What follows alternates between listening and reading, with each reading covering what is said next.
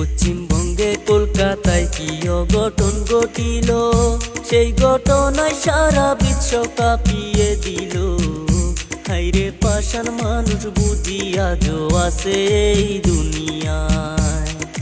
ভূমিকার ঘটনা শুনলে কলজা পাইটা যায়।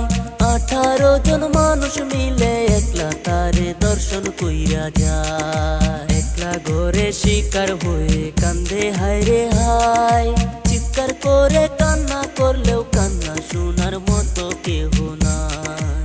হাতে পায়ে দড়ি দিয়া শক্ত করে বেঁধে, হায়রে মানুষ পাষাণ তোমরা একই করিলে।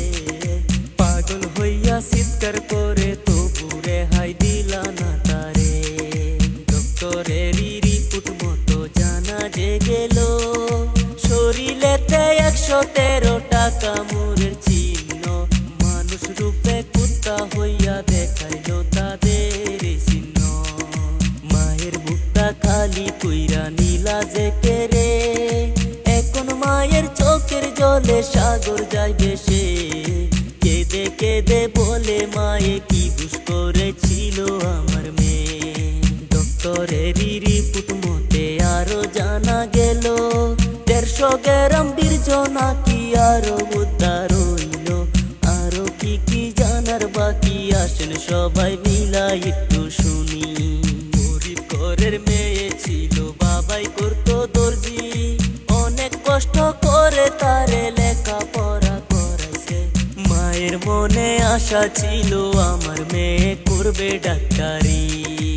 এমন কইরা কাইরা নিলে জালিম তুমি প্রাণ। চোখ খুলিয়া দেখো জালিম তুমি মায়ের সন্তান।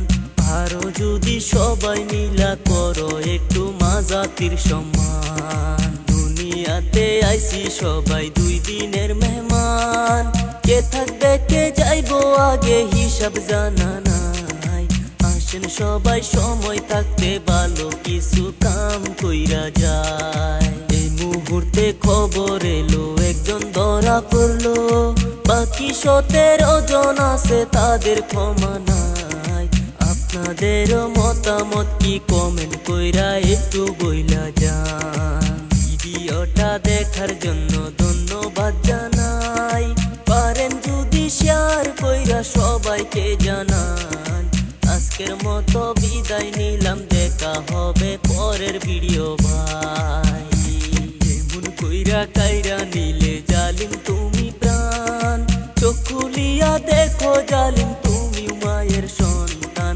আরো যদি সবাই মিলা করো একটু মা জাতির সম্মান।